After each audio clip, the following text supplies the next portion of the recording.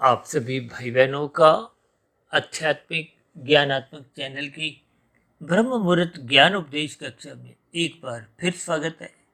आज की चर्चा का विषय में मुख्य स्थितियां तो देखिए चिन्हों की है, कुछ रंगों की स्थितियां हैं और मूलभूत रूप से इनके पीछे का जो एक स्थिति है वो प्रकृति के तीन गुणों की स्थिति है, तमोगुण, सतोगुण और रजोगुण।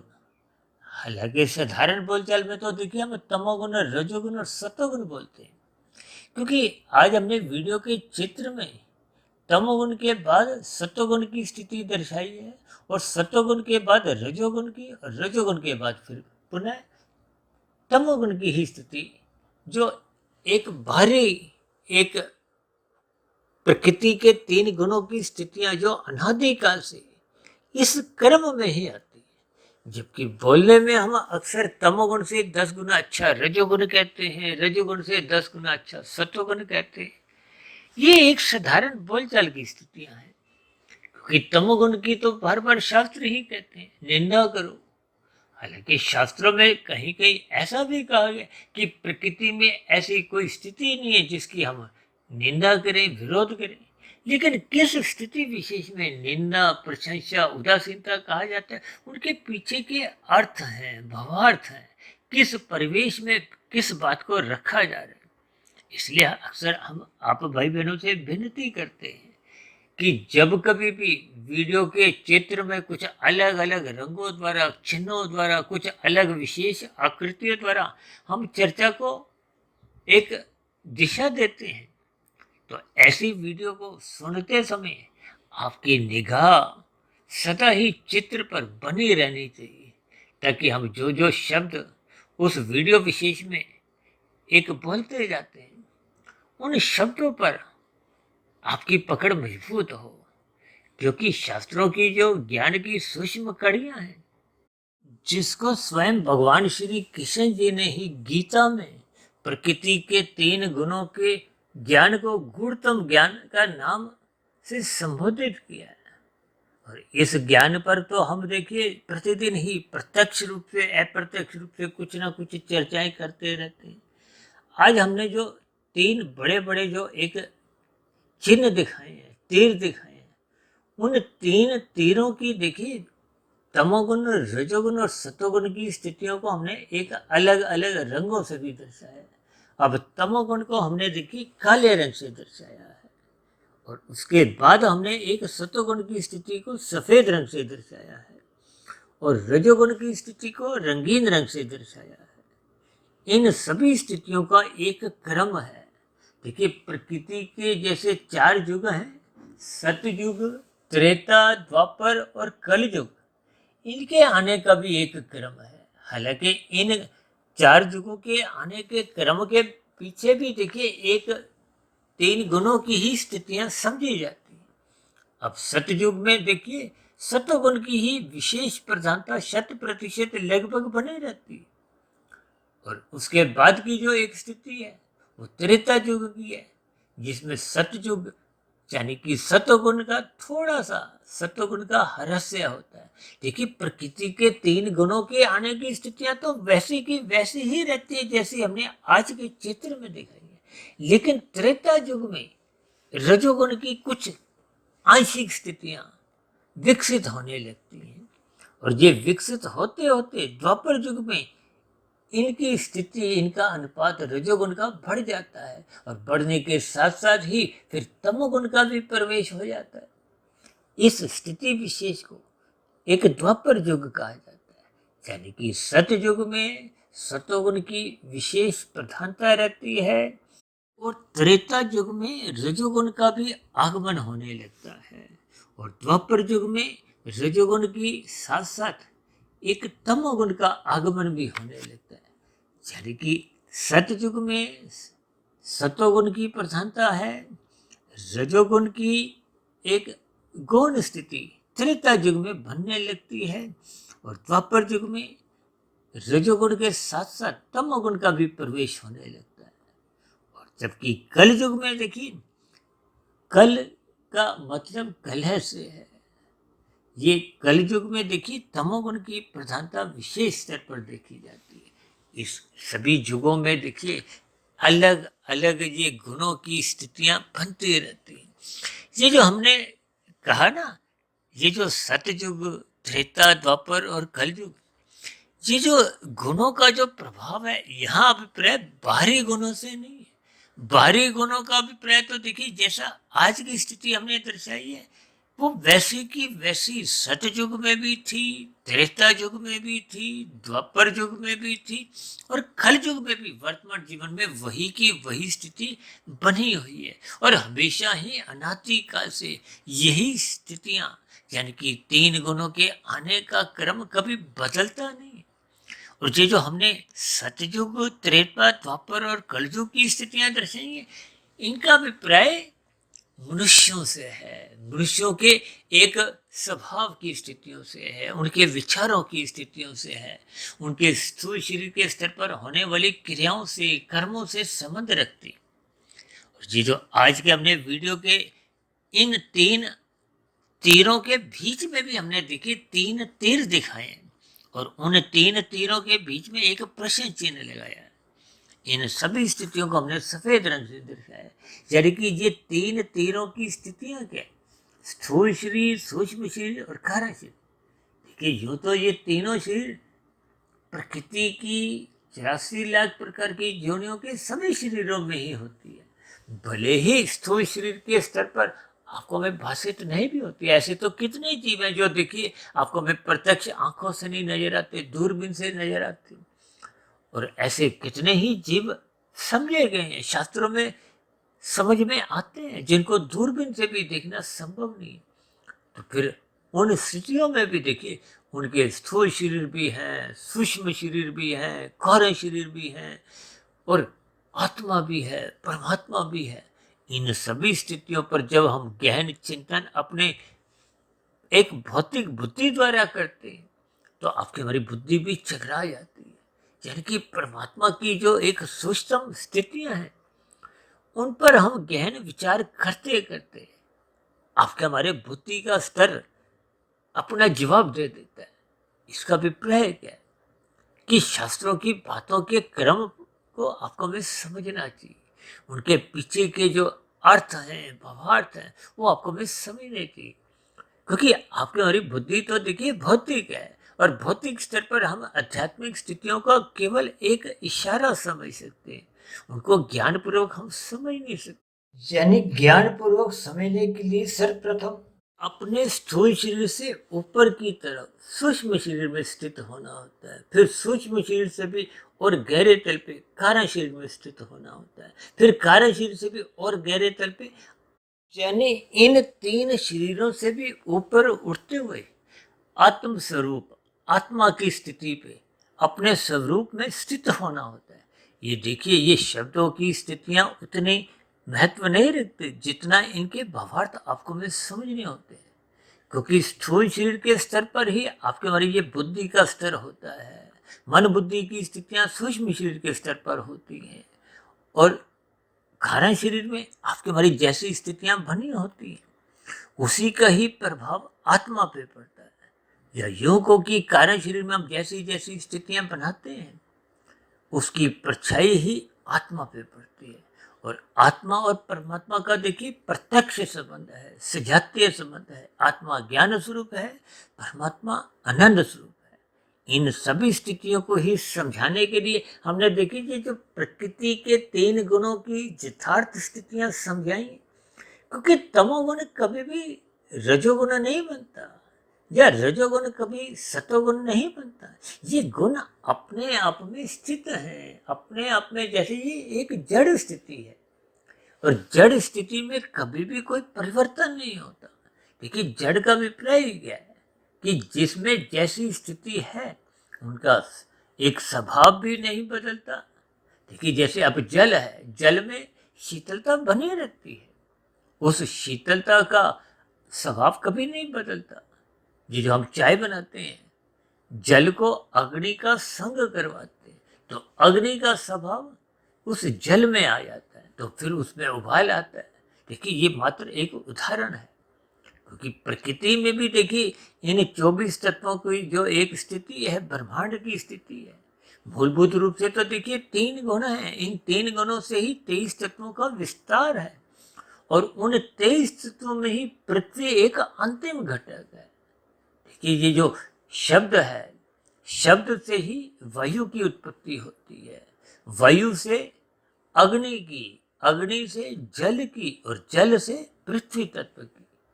और आप जिस इस पृथ्वी पे हम और आप रहते हैं, इस पृथ्वी का लगभग 75% 70% हिस्सा तो जल से ओतप्रोत है। ये जो 230, 32, 35 देश हैं, ये मात्र उस स्थूल भाग पे 25%, 23% पे ही स्थित है। देखिए ये मात्र ये सभी स्थितियां मैं बीच बीच में इसलिए भी समझाता हूँ ताकि बातों की कुछ कड़ियाँ, यानी कि ज्ञान की कड़ियाँ कुछ अपना संबंध स्थापित करें, ताकि इन सभी स्थितियों पर आपका हमारा ध्यान थोड़ा केंद्रित हो। अन्यथा ऊपरी ऊपरी स्तर पर देखिए बात समझ नहीं आती। इन सभी बातों पर गहरा चिंतन करना होता है, यानी कि ये स्थूल शरीर, सूक्ष्म शरीर, कारण शरीर की जो एक स्थिति है।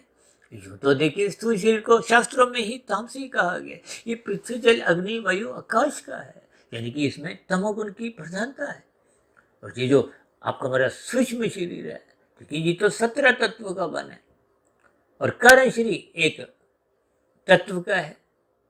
देखिए ये 23 तत्वों का जो हम बार बार कहते रहते हैं, ये एक विस्तार है, परिवार है। इसमें जो 24वां तत्व है वो इन 3 गुणों की स्थितियां हैं। देखिए इन सभी स्थितियों को अक्सर हम अलग अलग वीडियो में तो समझाते ही आए। आज हमारा केवल इतना ही एक लक्ष्य है कि जो भारी गुणों की जो अलग अलग स्थितियां हैं, यानी कि आपको हमें अपने ये जो 3 शरीर हैं, स्थूल शरीर, सूक्ष्म शरीर, कारण शरीर, जिसको हमने देखिए सफेद रंग से दर्शाया है। ये सफेद रंग से दर्शाने का अभिप्राय क्या है कि आपको हमें स्थूल शरीर भी पवित्र करना है। पवित्र करने का अभिप्राय देखिए तकनीकी रूप से वो तामसी से राजसी सात्विक नहीं बनता, यानी कि स्थूल शरीर के स्तर पर आपके हमारी जो एक दिनचर्या है, जो आपका हमारा एक जीवन का स्तर है, वो एक सात्विक हो।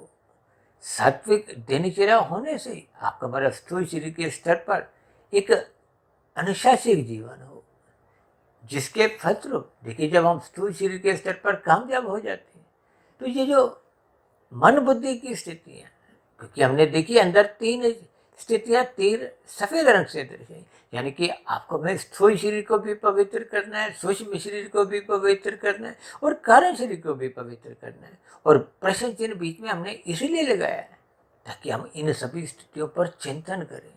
अन्यथा देखिए मनुष्य आज स्थूल शरीर के स्तर पर ही विषय भोगों की असक्तियों में यूं गहरे तल पे लिप्त होता जा रहा है, जिसके फलस्वरूप उसका क्रमशः भी बिगड़ता है। यानी कि जब स्थूल शरीर ही बिगड़ता जाता है तो फिर सूक्ष्म शरीर भी बिगड़ता है, कारण शरीर भी बिगड़ता है। जब कारण शरीर ही बिगड़ा होता है, यहाँ देखिए बिगड़ने का अभिप्राय तामसी राजसी स्थितियों से है, और यूं को कि सतोगुण की न्यूनता होती है। देखिए जब जब तमोगुण प्रधान होगा या रजोगुण प्रधान होगा, दोनों ही स्थितियों में सतोगुण न्यून स्थिति में होता है। देखिए शाम को सूर्य के ढलते ही तमोगुण का आगमन होता है। तमोगुण का आगमन का होने का अभिप्राय क्या है कि सतोगुण की अति गौण स्थिति चली जाती है। रजोगुण जो अभी गुजरा हुआ था, यानी कि अभी बीता है, वो अभी गौण स्थिति में है। क्योंकि ये 3 गुण तो देखिए नित्य बने रहते हैं, और ये जो हमने 3 तीर जो अलग अलग स्थितियों में दर्शाए हैं, ये प्रधानता की दृष्टिकोण से है। देखिए जब 3 गुण नित्य बने रहते हैं तो स्वाभाविक ही ऐसा माना जाएगा कि एक गुण पर प्रधान होता है, दूसरा गौण और तीसरा अति गौण। यही स्थितियां देखिए तमोगुण के बाद फिर सतोगुण में होती हैं, फिर रजोगुण में होती हैं, और पुनः क्योंकि 24 घंटे का ये दिन रात की स्थितियां हैं, यानी कि तीनों गुणों के हिस्से में लगभग 8-8 घंटे आ जाते हैं। ये लगभग शब्द हमें इसलिए इस्तेमाल करना पड़ता है क्योंकि सूर्य निकलने का समय बदलता रहता है, जिसके फलस्वरूप सूर्य डूबने का भी देखिए समय बदलता रहता है। गर्मियों सर्दियों में आज हमारा वो देखिए विषय नहीं है, लेकिन मूलभूत रूप से आज की हमारी जो एक मुख्य स्थिति है कि मनुष्य इन तीन गुणों का कैसा कैसा संग करता है, क्योंकि मनुष्य जीवन आपको में साधना करने का एक विशेष अवसर है। और साधना करने का अवसर का अभिप्राय क्या है कि तमोगुण का संग आपको में नींद के लिए करना है, रजोगुण का संग आपको में अपने स्थूल शरीर की अवस्थाओं की पूर्ति के लिए, परिवार का लालन पालन के लिए, अपनी जिम्मेदारियों को निभाने के लिए जो एक आवश्यक क्रियाएं हैं, दायित्व हैं, जिम्मेदारियां हैं, आपको भी निभानी होती है। या यूं को कि अपने धर्म का पालन करना होता है। जब धर्म आपके हमारे जीवन में प्रथम स्थान पे रहता है तो धर्म का अभिप्राय एक जिम्मेदारी से है, एक कर्तव्य पालन से है, एक सत्वगुण की स्थिति से। लेकिन जिसका सत्वगुण प्रधान होता है वो अपनी जिम्मेदारी को महसूस करता है, और जिसका रजोगुण प्रधान होता है वो ऐसे मनुष्य अपनी जिम्मेदारी से बचते रहते हैं। और तमोगुणी मनुष्य तो देखिए अपनी जिम्मेदारियों को समझते नहीं है, वो तो रजोगुण स्थिति में भी अपने आप को स्थित ना करता हुआ वो तो अनीतिगत कार्यों में ही अपना जीवन बिताता है। अक्सर हम कहते रहते हैं ना कि सात्विक मनुष्य से तो कभी कभार गलतियां होती हैं, क्योंकि मनुष्य जो नहीं पाकर आप पर हम से गलतियां होती रहती हैं। लेकिन राशि मनुष्य अधिक गलतियां करता है, या यूं को कि बार बार गलतियां करता है, जबकि तामसिक मनुष्य तो गलतियों में ही जीता है। वो तो बार बार निषेध कर्म करता है, कानूनों का भी उल्लंघन करता रहता है, जिसके फलस्वरूप उसका जीवन एक दुखमय रहता है। भले ही वर्तमान जीवन उसका सुखमय हो भी, लेकिन अंतोगत ये जो नीचे की तामसी 80 लाख निंदनीय कष्टमय जोनियां है, तो फिर ऐसे तामसी मनुष्यों का क्रमशः बिगड़ चुका होता है। क्योंकि स्थूल शरीर के स्तर पर जब मरने की स्थितियां आती हैं, यानी कि स्थूल शरीर के मरते ही जो अगली जोनी का निर्धारण है, देखिए मनुष्य जोनी में तो आपको में कर्म करने की एक स्वतंत्रता है। आप तामसी बनो, राशि बनो, चाहे सात्विक बनो। हालांकि शास्त्रों में तो स्पष्ट शब्दों में कहा गया है, ये शास्त्र आपके हमारे जीवन का एक मार्गदर्शक है। जैसे हम गाड़ी चलाते हैं तो जीपीएस ऑन करते हैं, किस लिए? ताकि वो आपको हमें समझाता है इस रास्ते से निकलो, इस एक भीड़ भड़के से बच सकते हो। ठीक इसी तरह संसार में भी विभिन्न समस्याएं हैं। इन समस्याओं से बचने के लिए आपको भी शास्त्रों का अध्ययन करना चाहिए, गुरु के प्रवचनों को सुनना चाहिए। हम तो बार बार कहते हैं ब्रह्म मुहूर्त में उठो, शास्त्रों का स्वाध्याय करो, गुरु के प्रवचनों को सुनो। ये आपका हमारे जीवन में मार्गदर्शन का काम करते हैं। ये आपको हमें परमात्मा से जोड़ते हैं। और परमात्मा से जुड़ने का अभिप्राय क्या है? जुड़ना तो आत्मा ने है।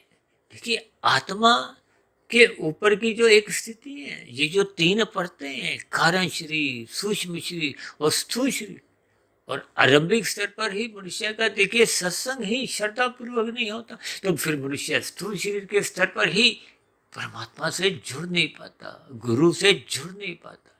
अभी कुछ दिन पहले ही हमने ब्रह्म मुहूर्त में उठने के लाभ कुछ वीडियो में समझाए थे। उसमें भी हम देखिए स्थूल शरीर, सूक्ष्म शरीर, कार्य शरीर की स्थितियों पर कुछ विशेष चर्चा रखी थी। देखिए हम प्रतिदिन ही ब्रह्म मुहूर्त ज्ञान उपदेश कक्षा में प्रकृति के तीन गुणों तमोगुण, रजोगुण और सत्वगुण की स्थितियों पर ही चर्चा करते आए हैं, और आज भी उन्हीं स्थितियों पर ही चर्चा करते आए हैं। कभी कभी एक साधारण मनुष्य बार बार कहते रहते हैं आप तो प्रतिदिन ही इन तीन गुणों की स्थितियों पर ही चर्चाएं करते हैं, क्योंकि तीन गुणों से ही ये संपूर्ण माया का एक स्थितियां बनती रहती हैं। और इन तीन गुणों से ही आपके हमारे तीन शरीर बने हैं, स्थूल शरीर, सूक्ष्म शरीर, कार्य शरीर।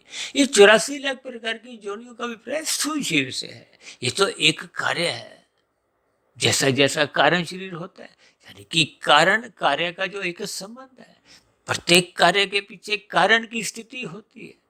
अक्सर हम कहते हैं ना मरते समय कारण शरीर में जैसा जैसा कर्माशय की स्थितियां होती है, क्योंकि मनुष्य जोनि की जो एक विशेष जोनि तो तभी मिलती है जब संचय कर्मों में मनुष्य जोनि में मरते समय पुण्य कर्मों की स्थितियां कम से कम 50-51% की रहती है।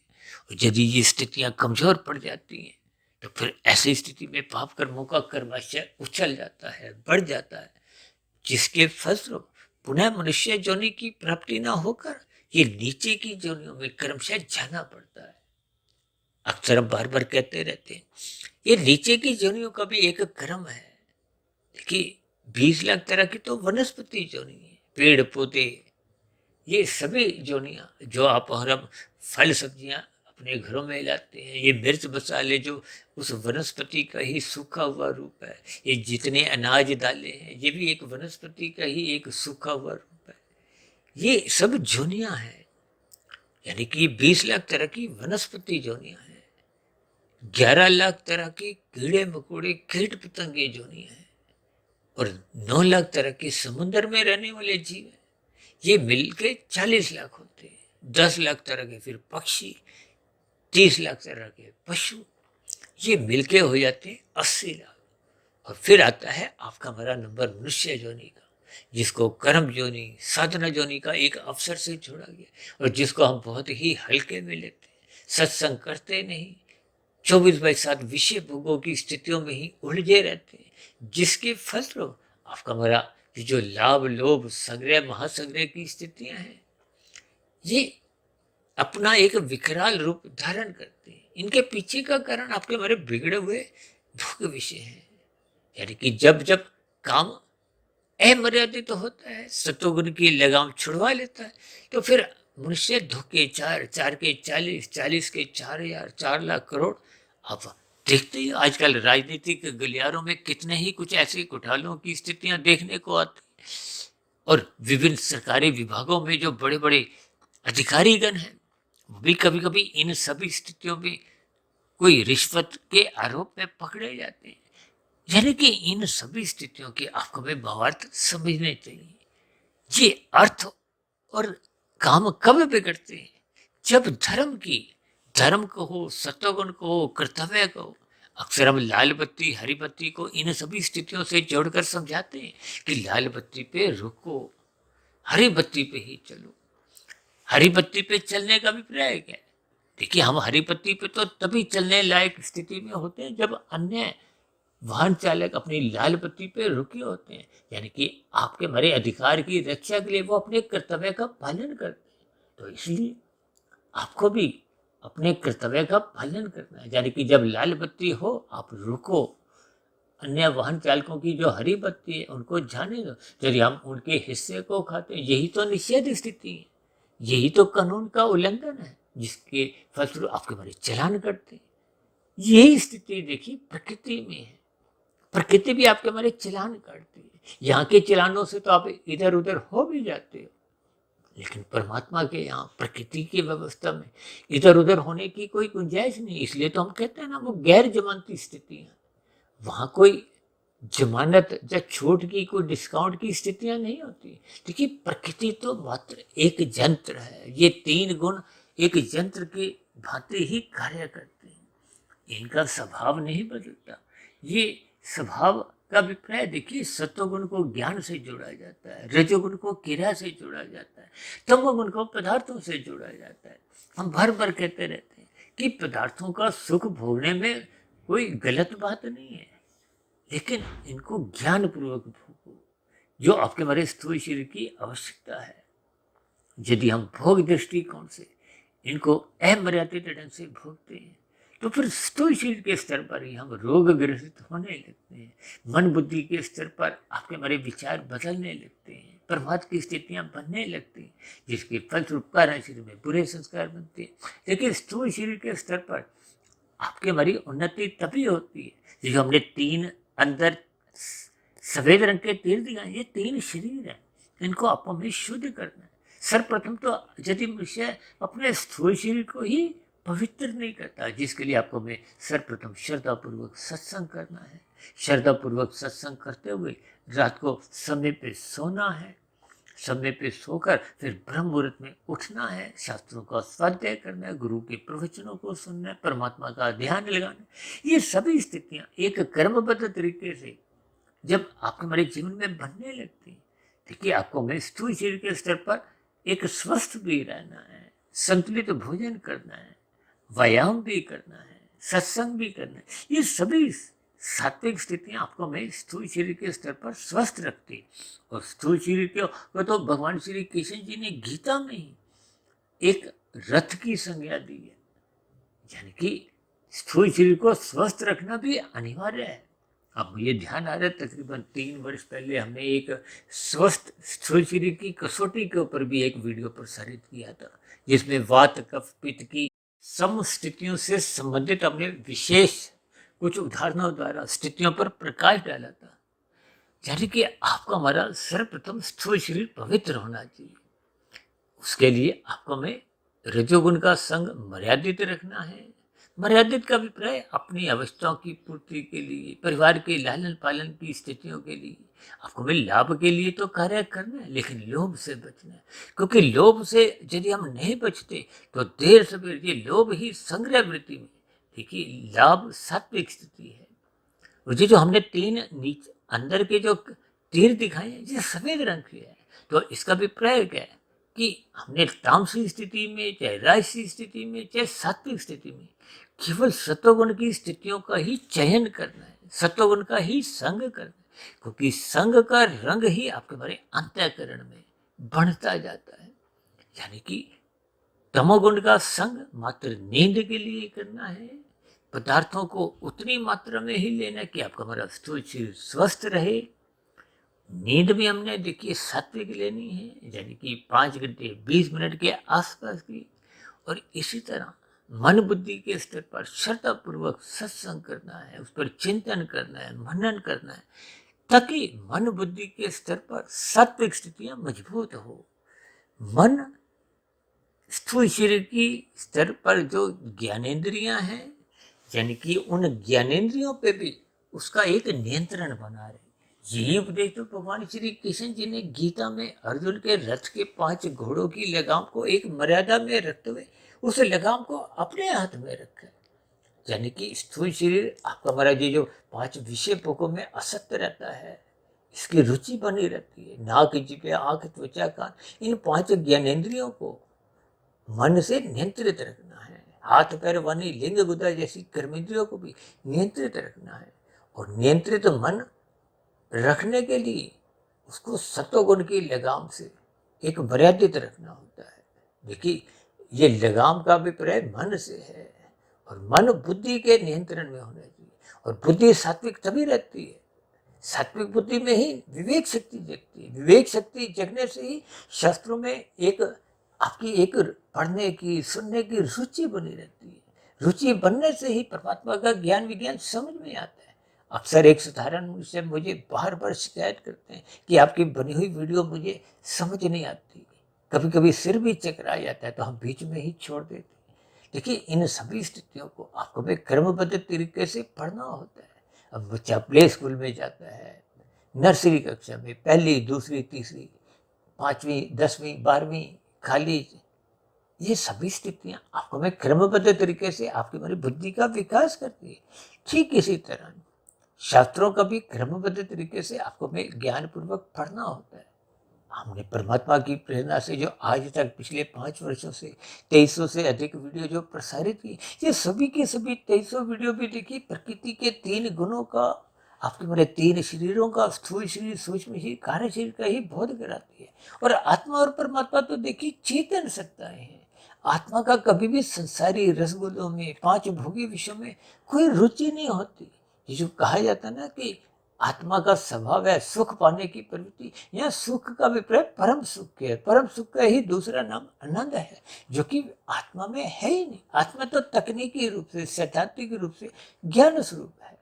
इसीलिए जब वो अपने ज्ञान में स्थित हो जाती है तो उसका परमात्मा की सम्मुखता बनती है, और परमात्मा का आनंद सदा ही ज्ञानमय स्थितियों में पहुंचता है। देखिए ये एक सजातीय संबंध है। यानी कि जब हम ज्ञानमय स्थिति में स्थित हो जाते हैं तो परमात्मा के आनंद की झलकें अपने आप ही मिलती है। यदि हम परमात्मा के सम्मुख ना होते हुए इन राशि तामसिक स्थितियों में ही अपना जीवन बिताते हैं तो फिर हम परमात्मा से विमुख हो जाते हैं, जिसके फलस्वरूप आपका हमारा स्थूल शरीर भी बिगड़ता है। जब स्थूल शरीर बिगड़ता है तो फिर सूक्ष्म शरीर, कारण शरीर तो अपने आप ही बिगड़ते हैं। क्योंकि स्थूल शरीर के स्तर पर कर्माशय बनता है, संस्कार बनते हैं। और कारण शरीर की स्थितियां तो देखिए कर्ता भाव से कर्माशय और संस्कारों की ही स्थिति। और जब हम मन बुद्धि के स्तर पर चिंतन सात्विक नहीं करते, कुसंग करते हैं, बुरे विचार आते हैं, तो फिर ऐसी स्थितियों में संस्कार बिगड़ने लगते हैं। भले ही कर्माशय नहीं बनता, लेकिन मानसिक स्तर पर उस चिंतन से बुरे संस्कार बनते हैं। और जैसे जैसे संस्कार बनते हैं, उनके समय समय पे देखिए मन बुद्धि के स्तर पर स्मृतियाँ आती हैं, ये फुरने आते हैं। और ये फुरने जब वेग से आते हैं, तो फिर ये मन बुद्धि के स्तर पर ये आए हुए वेग ही ये स्थूल शरीर के स्तर पर ज्ञानेंद्रियों द्वारा भोग करवाए जाते हैं, कर्मेंद्रियों द्वारा कर्म करवाए जाते हैं। इन सब स्थितियों का आपको हमें क्रमबद्ध तरीके से ज्ञान पूर्वक अध्ययन करते हुए अपनी स्थूल शरीर, सूक्ष्म शरीर और कार्य शरीर को शुद्ध करना होगा। इसलिए हमने अंदर के खाने में 3 सफेद चित्र तीर इसलिए दिखाए हैं ताकि हम इनको शुद्ध करें। देखिए, जब मन बुद्धि के स्तर पर शुभ विचार बनते जाते हैं और वो शोध की स्थितियों में, मनन की स्थितियों की एक प्रखर अवस्था में पहुंचते पहुंचते कार्यशील में शुभ संस्कार बनाते जाते हैं, तो फिर पहले के बुरे संस्कार दग्ध बीज होते जाते हैं। यानी कि कुल मिला के फिर कार्यशील पवित्र होता है। और कार्यशील पवित्र होने पे ही आत्मा पे जो पहले परछाई थी अज्ञानता की, तामसी राजसी स्थितियों की, वो फिर हटती जाती है। आत्मा का जो प्रकाश ज्ञान ढक चुका था, वो अब अपनी मूल स्थिति में आ जाता है। तो फिर आत्मा परमात्मा का सजातीय संबंध होने के कारण फिर वो ज्ञानमय स्थितियों से आनंदमय स्थितियां सहज ही बनने लगती है। देखिए, ये सभी स्थितियां बहुत ही क्रमबद्ध तरीके से परमात्मा की प्रेरणा से एक छोटी वीडियो के रूप में मैंने समझाने का एक प्रयास किया। यूँ तो देखिए, इन सभी स्थितियों पर विस्तार से चर्चाएं करते करते 1, 2, 4, 10, 20 घंटे जितना भी हम बातचीत रख सकते हैं। इन सभी स्थितियों को आपको में अपनी रुचि जगानी चाहिए, ताकि आपके हमारे कार्य शरीर में शुभ संस्कार बनते जाए। जब तक हम कार्य शरीर में शुभ संस्कार नहीं बनाते, तो फिर आपके हमारे मिले हुए जीवन में शुद्ध कमाई होती ही नहीं। शुद्ध कमाई का मतलब ही ये आध्यात्मिक उन्नति के दरवाजे खुलने। आध्यात्मिक उन्नति ही आपके हमारे जीवन की एक शुद्ध कमाई है। देखिए, भौतिक उन्नति तो स्थूल शरीर के स्तर पर हम जितनी भी कर लें, चाहे बड़े से बड़ा कोई उद्योगपति हो, प्रधानमंत्री हो, राष्ट्रपति हो, खेल जगत का नामी गिनामी खिलाड़ी हो, फिल्मी जगत का भी चाहे सुपरस्टार हो, ये सभी उपलब्धियां, उपाधियां सब स्थूल शरीर के साथ ही मरते ही समाप्त समझी जाती। जबकि खाना शरीर में जितनी कमाई हम कर लेते हैं, वो मरने के बाद भी सुरक्षित बनी रहती है, जिसके फलस्वरूप आपको में पुनः मनुष्य जोनि की प्राप्ति होती है। संस्कारी माता पिता के यहाँ जन्म होता है और गुरुजनों का संग सहज ही उपलब्ध बना रहता है, जिसके फलस्वरूप हम आगे की आध्यात्मिक उन्नति में पुनः लग जाते हैं, जिसके फलस्वरूप कहीं ना कहीं एक पूर्ण स्थिति बनती है, जिसके फलस्वरूप फिर कार्यशील 100% शुद्ध हो जाता है। यानी कि कार्यशील शुद्ध होने पे सूक्ष्म शरीर शुद्ध हो जाता है, और स्थूल शरीर की मृत्यु आने पे फिर नए जन्म का कोई कारण नहीं होता। वो मायातीत की स्थिति समझी जाती है, मोक्ष की स्थिति समझी जाती है। यानी कि फिर आत्मा को आध्यात्मिक शरीर की प्राप्ति हो, एक लंबे काल के लिए आनंदमय जीवन जीने का एक अवसर मिलता है।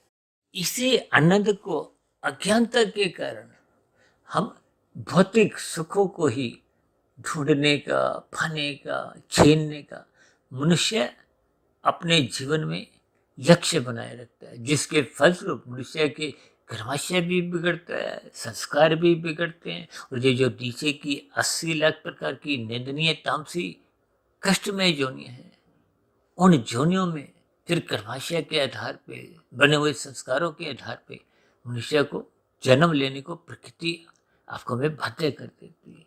इन सभी स्थितियों पर आपको में चिंतन करना होगा। यानी कि मनुष्य जोनि पाकर आपको में ऊंचाइयों की ओर जाना है, परमात्मा की ओर जाना है, आनंद प्राप्ति की दिशा की ओर जाना है।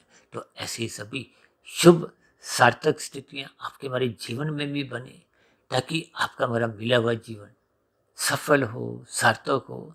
इन्हीं शुभकामनाओं के साथ चर्चा विशेष को अब यहीं विश्राम देते हैं। शाम को फिर मिलते हैं संध्या बेला ज्ञान कक्षा में। तब तक आप अपने आध्यात्मिक मित्र सुधीर भाटिया फकीर को इजाजत दें। फिर भी वीडियो संबंधित आपके मन में कोई प्रश्न उठ रहा हो, कोई मेरी कही गई बातें आपको तर्क संगत सही नहीं लग रही हो, तो आपके प्रश्नों का, आपके सुझावों का और आपकी शिकायतों का नीचे दिए गए कमेंट्स बॉक्स पर जब प्रश्नोत्तर ज्ञान कक्षा में सदा ही स्वागत है। और यदि चर्चा विषय आपको अच्छी लगी हो तो मेरी आप सभी भाई बहनों से बेनती है कि समाज में सुख शांति, प्रेम, मोहब्बत, सौहार्द का वातावरण बनाए जाने के लिए आप इन सभी सात्विक वीडियो को अधिक से अधिक भाई बहनों में शेयर करें, ताकि समाज में ये संघर्ष की स्थितियाँ, लड़ाई झगड़े की स्थितियाँ समाप्त हों। समाज में सुख शांति का वातावरण बनाने में आप सभी भाई बहन भी अपना अपना सहयोग दें। अब वीडियो विशेष को यहीं विश्राम देते हैं। आप सभी भाई बहनों का इस चर्चा विशेष को ध्यानपूर्वक, धैर्यपूर्वक सुनने के लिए बहुत बहुत धन्यवाद।